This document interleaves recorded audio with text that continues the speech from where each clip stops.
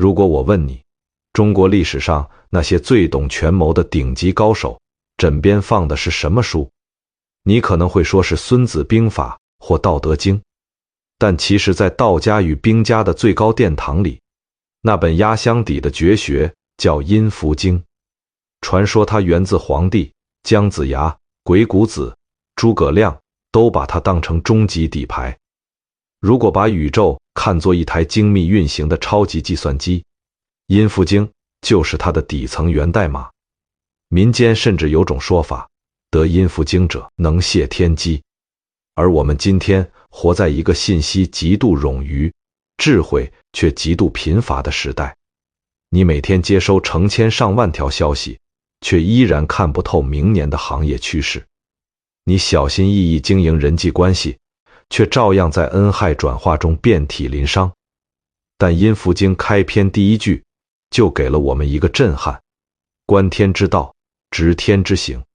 近义，意思非常霸气，看清老天爷怎么运行，然后照着做，人生所有难题就都解决了。现代物理学奠基人爱因斯坦说过，上帝不掷骰子。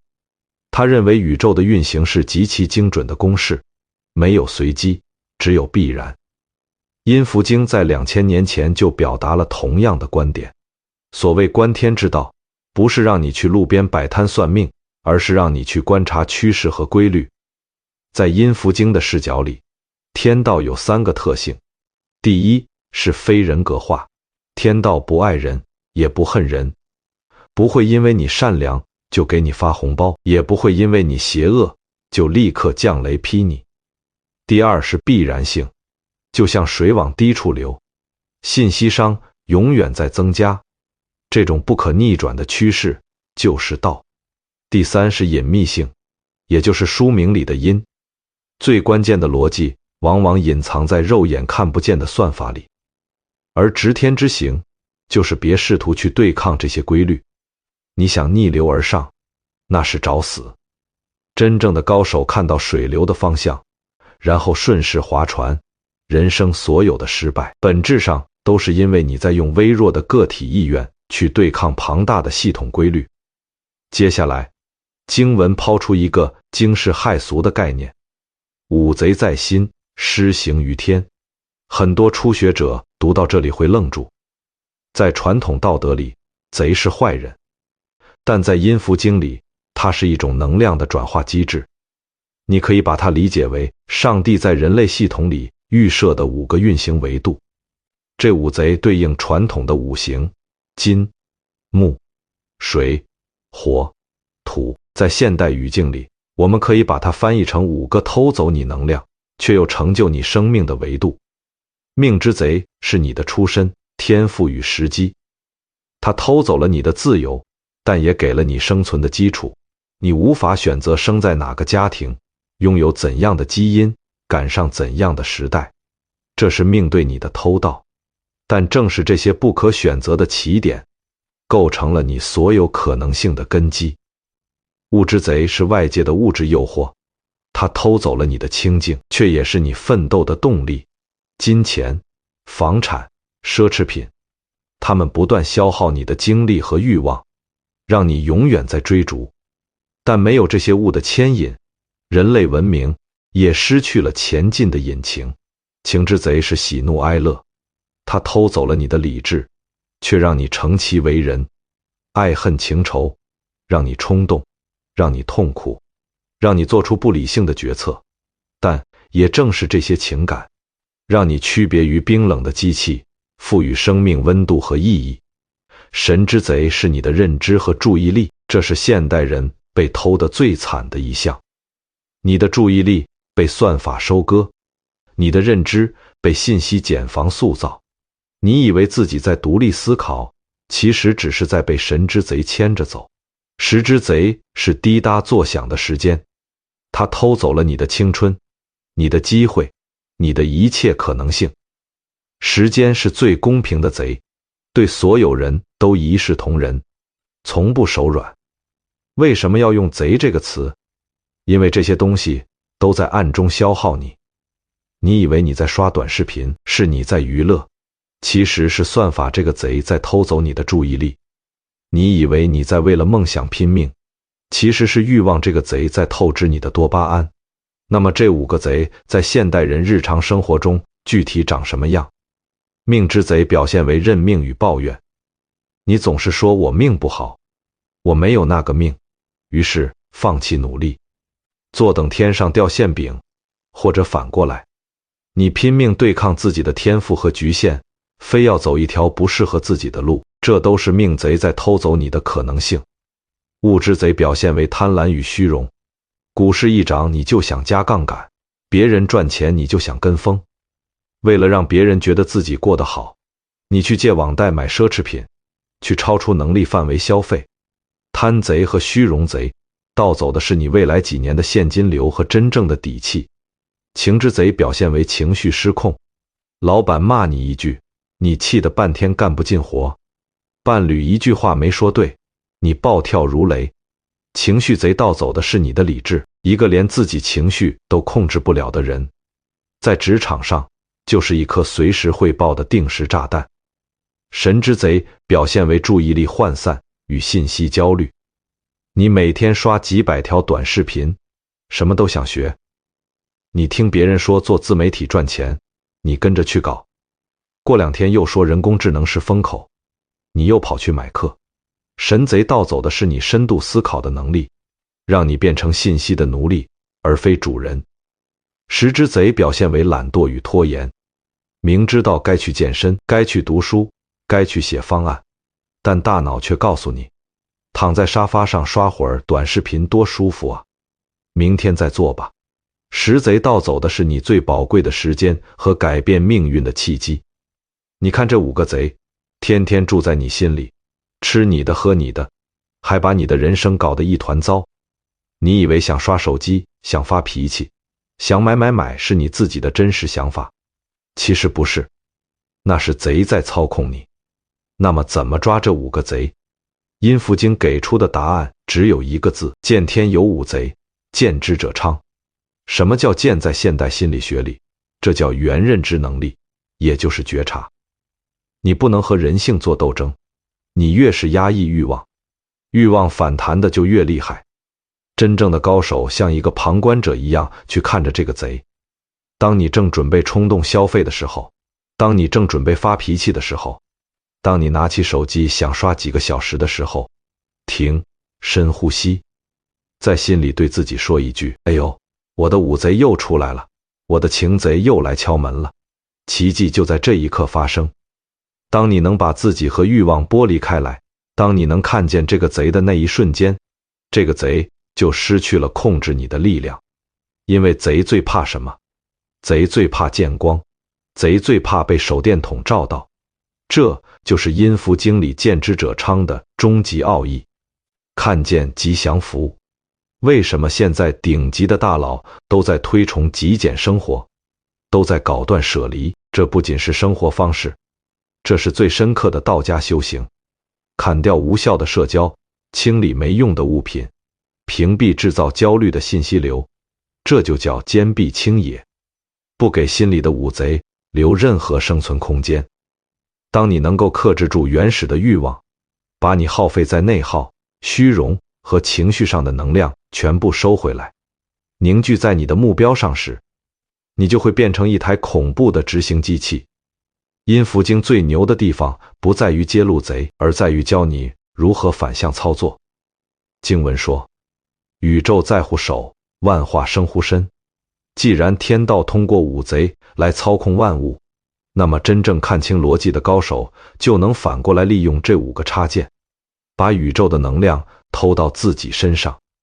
当所有人都在被物欲控制，疯狂借贷消费的时候，你能看清金融周期这个天道，克制欲望，在泡沫破裂前撤出。这时你不仅没有被偷，反而利用周期的力量，把大众损失的能量汇聚到了自己手中。这就是执天之行。在阴符经看来，人不需要去祈求神灵，也不需要去抱怨命运，你只需要做一件事，对齐。如果你的认知能和宇宙的运行逻辑对齐，你就是神。如果你的行为和规律产生偏角，你就是韭菜。为什么很多人努力一辈子却一事无成？因为他们在乱动。经文里有一句提醒：心生于物，死于物，机在于目。你的心被外界的物质勾引，产生各种妄念，最后也就死在这些物质的纠缠里。而解决问题的关键在于那个目，也就是你的洞察力。你要像一个冷静的程序员，盯着系统的后台日志，看清哪一段代码在报错，哪一个插件在消耗内存，而不是对着屏幕无能狂怒，放弃幻想，回归逻辑。上帝不掷骰子，他只是编写了一套名为天道的软件，并预设了五贼作为运行机制。不要试图做那个改变规则的人，要做那个看透规则并利用规则的人。当你明白五贼不是为了伤害你，而是系统运行的必然损耗时，你就能从情绪中抽离出来。你会发现，原来这个世界上所有的变动、掠夺与不公平，背后都有一个清晰的音符可以遵循。那么，既然宇宙是这样运行的，为什么世界还会有灾难、战争和毁灭？这就涉及阴符经里最震撼人心，也最让胆小者站立的部分。杀机论有3句让人后脊发凉的话：天发杀机，移星易速，地发杀机，龙蛇起路，人发杀机，天地反复。这不仅是诗，这是一套关于系统性崩溃与重组的顶级博弈论。杀机不是毁灭，是大规模的格式化。在阴符经的语境里，杀机是一种清理机制。用现代科学的话说，宇宙的本质是熵增。一个系统运行久了，一定会产生垃圾，一定会变得臃肿，一定会阶层固化。这时候如果不清理，系统就会彻底锁死。天发杀机意味着时代的趋势变了，就像恐龙灭绝，不是因为他们不够努力，而是天改变了代码，原来的生存逻辑失效了。在现代，这就是技术革命或周期更迭。地发杀机使环境的承载力到了极限，就像地壳变动、瘟疫横行，或者是行业的红利期彻底结束。人发杀机是集体认知的崩塌与重构。当大多数人意识到旧规则玩不下去的时候，翻天覆地的变革就来了。所谓的杀机，本质上是宇宙在点击格式化按钮。那些适应了旧代码却无法迭代的物种和企业，会被当成冗余文件直接清理掉。弱者躲避危机，强者制造杀机。所有的跨越式成长都隐藏在杀机里，因为只有当旧的秩序崩溃时，新的能量才会释放出来。想象一场森林火灾，小草和灌木最怕火，因为火是它们的毁灭者。但某些树木的种子却必须经过高温灼烧才能破壳而出。普通人的思维是祈祷世界平安无事，祈祷自己的行业永远稳定，这叫必杀。而高手的思维是观察哪里的能量已经固化到了极点，哪里的规则已经腐朽到了必须崩溃的边缘，然后在杀机爆发的一瞬间精准切入，完成财富和地位的洗牌。天人合发，万变定机。当你个人的动作与时代的趋势同频共振时，你不是在创业，你是在替天行道，收割时代的红利。读懂了杀机论，你就不会再为了短期的波动而惊慌失措。你会明白毁灭是生存的前提，而杀机是弱者唯一的翻盘点。宇宙不相信眼泪，它只尊重逻辑。当天发杀机时，星星都会移位，何况我们这些微小的个体。那么当杀机来临，我们具体该如何扣动那个扳机？如何在天地反复的巨变中把自己从被杀的韭菜变成扣动扳机的猎人？这就引出了阴符经里另一个惊世骇俗的概念——道机。经文说：天地万物之道，万物人之道，人万物之道。这里的道不是让你去偷鸡摸狗，更不是教你违法乱纪，在道家和兵家的顶级智慧里，道的本质是借用，是转化，是资源整合，是利用规则为你赋能。太阳掠夺质量，通过核聚变释放能量；植物掠夺阳光，动物掠夺植物，人类掠夺万物。在社会层面，大公司掠夺小公司的市场，高效的人掠夺低效的人的时间。如果你觉得这很残忍，那是因为你还没看透。道不是道德评判，而是宇宙运行的底层逻辑。在这个世界上，没有什么是真正属于你的，一切都在互相盗取，互相转化。不懂这个逻辑，你就是永远被别人收割的韭菜。懂了这个逻辑，你就能在复杂的社会里完成绝地反杀。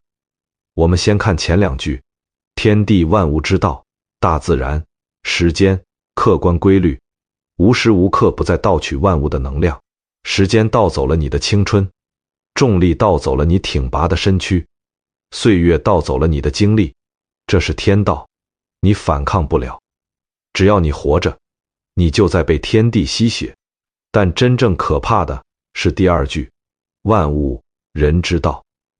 请你现在停下来想一想，你每天辛苦赚来的钱，你宝贵的注意力，你本就不多的精力，都被谁盗走了？是那些精心设计的算法，是那些让你欲罢不能的短视频和游戏，是那些告诉你不买这个包就不配拥有爱情的消费主义陷阱。外在的万事万物都在疯狂盗取你的精气神。你以为你在玩手机，其实是手机在玩你，它盗走了你的专注力。你以为你买了奢侈品很有面子，其实是资本盗走了你未来3年的现金流。你因为老板的一句大饼或者同事的一句阴阳怪气，一晚上睡不着觉。这是他人的情绪盗走了你的能量。为什么你总觉得累，总觉得精神内耗，总觉得自己越混越差？因为你把自己敞开成了一个提款机，任由万事万物来盗你，而你却毫无还手之力。所以阴符经给出了终极的反杀方案。第3句话：人万物之道。真正的高手绝不会任由万物摆布，他们会反过来去盗万物的能量。既然天地万物都在互相转化，那我不用去创造规律，我只要去利用规律就好。怎么盗？给你举个最经典的例子，三国时期，诸葛亮要10万支箭，如果他老老实实去造箭、砍树、找铁匠，3天绝对完不成，还要被周瑜砍头。他怎么做的？他借用了大雾的天气，利用了曹操生性多疑的弱点，用了几十只扎满草人的破船，一夜之间10万支箭到手。他自己造箭了吗？一支都没造。但他把所有的外部资源转化为了自己的力量，这就是最顶级的人万物之道。回到我们普通人身上，在今天这个时代，怎么盗？第一，你要学会盗平台的势能，不要总想着从零开始造轮子。你在公司上班，不要只顾着拿那点死工资，你要去盗公司的平台资源、人脉、渠道、项目经验，把你自己的核心竞争力磨练出来。一旦你离开，这些能力是你带走的，这就是人盗万物。第二，你要学会盗他人的智慧，不要什么事都自己死磕。牛人读了半辈子的书，踩了无数的坑，总结出来的经验，你花点小钱买他的课，或者虚心去请教，直接拿来为你所用，这就是道。在这个时代，杠杆别人的大脑是最高效的成长路径。第三，你要学会盗万物的规律。知道短视频会让人上瘾，那你就不要做那个只会刷视频的消费者，你要做那个研究算法、输出内容、去收割别人注意力的生产者。这就是从被盗的猎物变成了盗万物的猎手。天地盗万物，万物盗人，人盗万物，这是一个完美的生态闭环。当你明白了这一点，你不仅不会感到焦虑，反而会获得一种极大的安全感。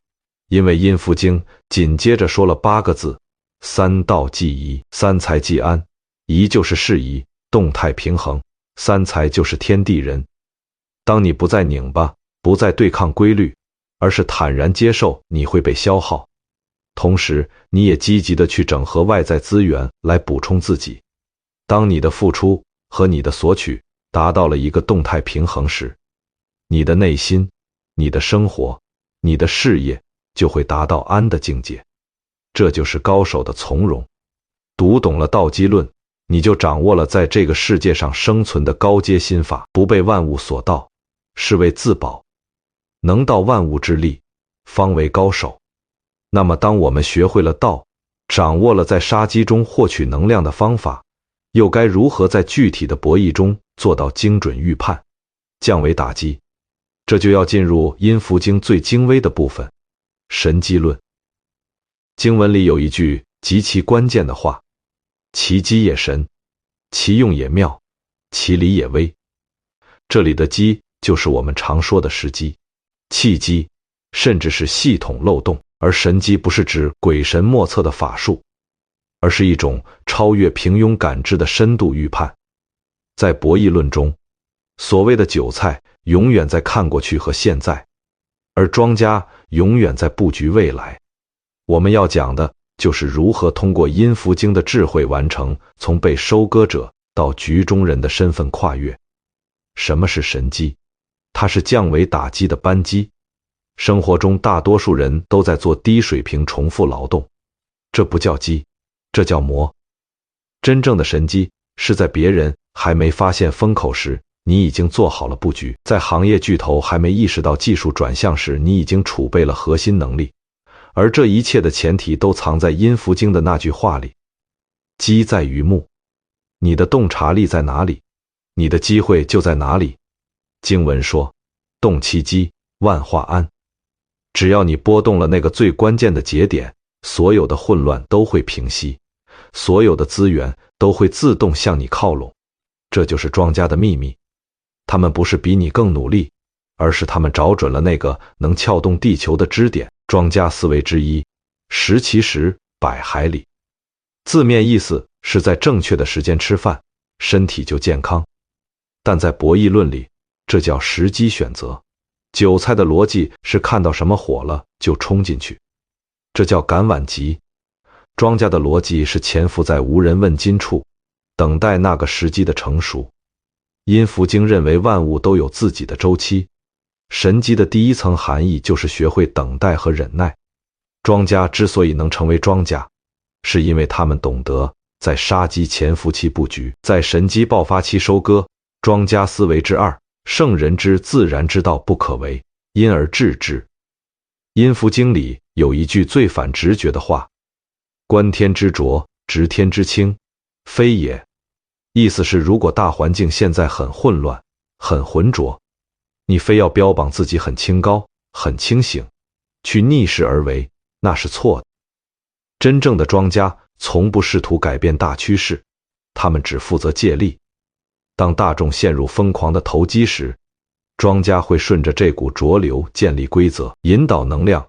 只有当系统彻底崩溃时，庄家才会作为秩序的重建者出现。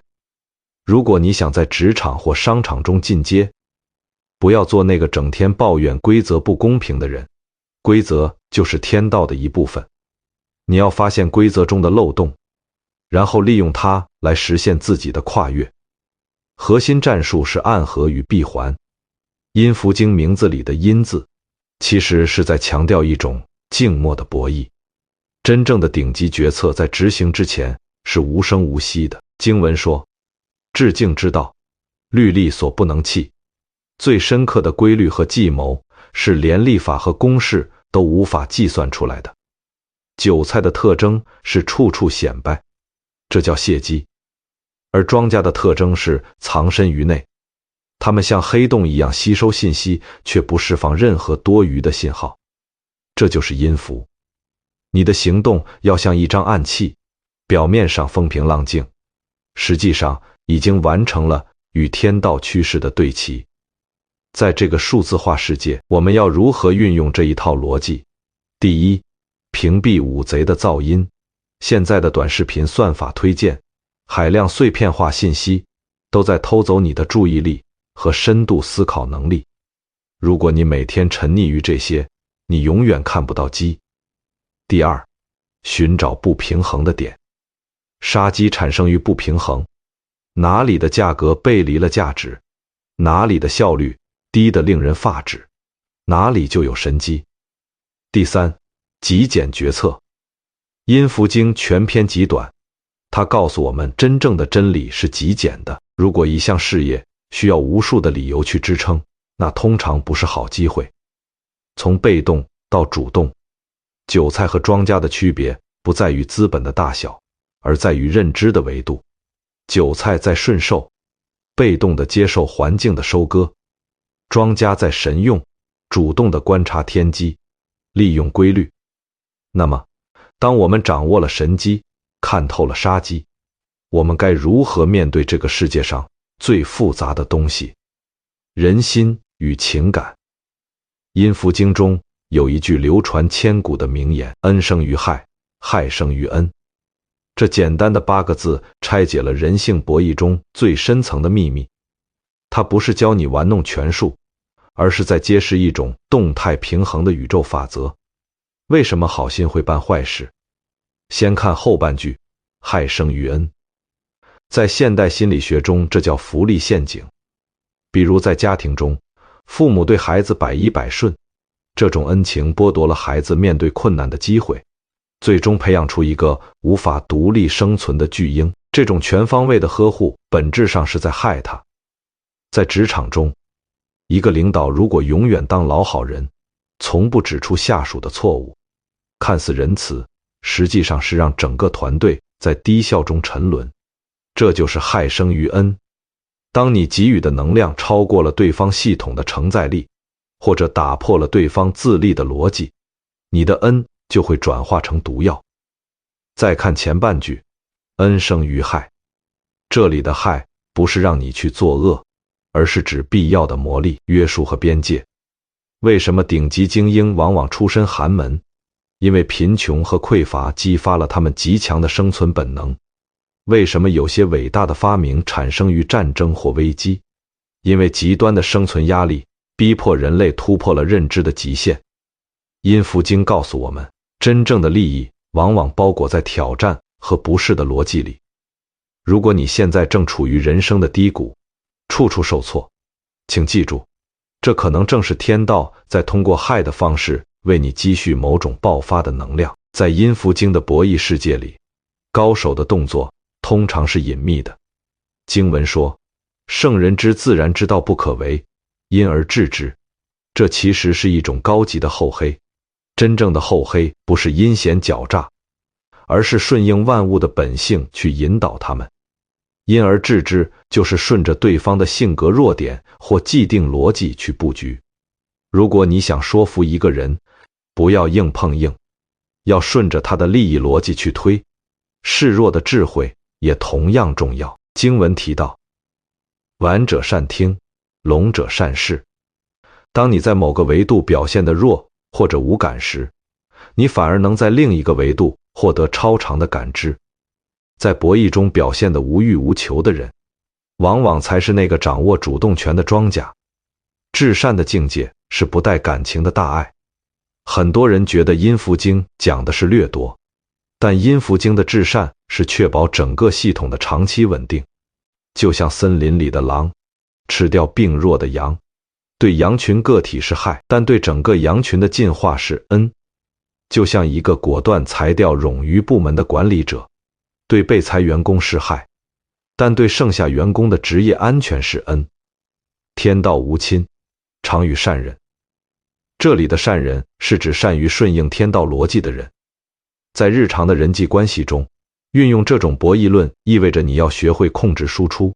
首先，拒绝过度补偿，不要试图拯救所有人，过度的善意会催生对方的贪婪。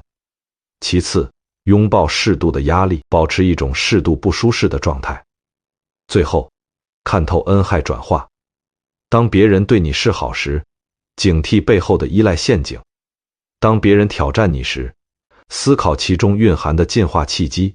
阴符经的博弈论是一把双刃剑，它告诉我们，在这个宇宙中没有绝对的善，也没有绝对的恶，只有互为因果的转化。恩生于害，害生于恩，是一句咒语，它能让你在得意时保持清醒，在失意时保持坚韧。当你能跳出个人的小情绪，站在系统的高度去看待得失，你就不再会被世俗的道德绑架。你会发现，那些所谓的对手、挫折，甚至是你曾经厌恶的黑暗面，其实都是天道这台大戏中不可或缺的推力。那么，当我们掌握了神机，看透了杀机，学会了博弈，我们该如何把这些智慧真正落地，应用到普通人的日常生活中？这就要进入最后一部分，愚人与圣人的终极分野，以及我们每个人都可以践行的行动指南。听完了阴符经的天道观、杀机、道机、神机与恩害转化，你可能会觉得这部经文太深太远，但实际上，皇帝留下这部经文是为了让我们在这个危机四伏的世界里像庄家一样活着。但在真正落地之前，我们需要先搞明白一个问题：为什么同样学一本天书，有人成了圣人，有人却成了愚人？阴符经突然问了一个看似极其普通的常识：为什么盲人的听觉比正常人敏锐得多？为什么聋子的视觉比正常人专注得多？因为当一个人失去了一种感官后，他被迫屏蔽了其他所有的干扰，把所有的能量都集中在仅剩的那一个通道上。由此引出了全篇最震撼的一句成功学密码：觉力一元，用失10倍。什么是觉力一元？就是切断一切分散你注意力的源头，只保留最核心的那一个。当你能把所有的精力、时间、渴望全部聚焦在一件事上的时候，你所爆发出来的能量比派出10倍的军队还要可怕。反观现在的社会，为什么你总觉得力不从心？因为你的源头太多了。你看短视频什么都想学，你听别人说做自媒体赚钱，你跟着去搞，过2天又说人工智能是风口，你又跑去买课。今天想减肥，明天想创业，后天想躺平，你什么都想要，结果你的精力就像一个千疮百孔的漏斗，漏得干干净净。真正的高手是怎么做的？他们主动把自己变成瞎子和聋子，他们屏蔽掉无用的社交，不看那些制造焦虑的垃圾信息，不在乎别人怎么评价自己。他们花10年时间，只在一个极其细分的领域里死磕。普通人是在挖1000口只有半米深的井，永远喝不到水。而高手把所有的力气用来挖一口1000米深的井，一旦打通，就是源源不断的清泉。这就是觉力一元，用失10倍的恐怖力量。专注是你在这个信息爆炸的时代唯一能对别人形成降维打击的武器。当你做到了极致的专注，你离圣人的境界就只差最后一步了。这最后一步是彻底打破你所有的认知枷锁。阴符经在结尾毫不留情地嘲笑了世上99%的读书人。他说：愚人以天地文理圣，我以实物文理哲。什么是愚人？愚蠢的人就是那些把书本上的死规矩，把前人留下来的教条当成神圣不可侵犯的真理的人。他们遇事就去翻书，看老祖宗怎么说，看大 V 怎么说。他们觉得只要背熟了孙子兵法，背熟了阴符经，自己就能天下无敌。这叫刻舟求剑，这叫教条主义。那真正的高手是怎么做的？我以实物文理哲，我不迷信任何权威，我不死守任何规矩，我只看现在的实和眼前的物。情况变了，我的手段就跟着变，时代变了，我的逻辑就跟着升级。一切从实际出发，实事求是的去解决当下的问题。这就是哲，这就是阴符经留给后人最伟大的一层反思。他教了你那么多规律，最后却告诉你，连这些规律你也不要迷信。所谓的道法，自然不是让你去顺应一个僵化的天地，而是让你保持大脑的绝对清醒和灵活，永远与当下这一刻共舞。阴符经从来不是教你作恶的厚黑学，它是一本生存指南，它带你直视世界的残酷，教你不要抱有任何幻想。它是一套资源整合法，教你放下清高，去借力，去转化。它是一面照妖镜，逼你直面自己的贪婪、虚荣和软弱。它是一本实战兵法，教你在混乱中保持冷酷，在绝境中寻找生机。最后，它是一把利剑，斩断你的分心与教条，让你成为一个极度专注、极度务实的现代猛人。天地不仁，万物本来就是一场巨大的历练。我们读古书不是为了逃避现实，而是为了在看透了这个世界的残酷真相之后，依然能找到自己的立足之地，依然能充满力量的、通透的过好这一生。阴符经到这里就结束了。能听到这里的你，已经超越了 99% 缺乏耐心的人。请在评论区留下在这期内容中最让你醍醐灌顶的那一句话，或者你的真实感悟，把这里当成你觉醒的打卡地。我是老高，感谢你的聆听，我们下本书再见。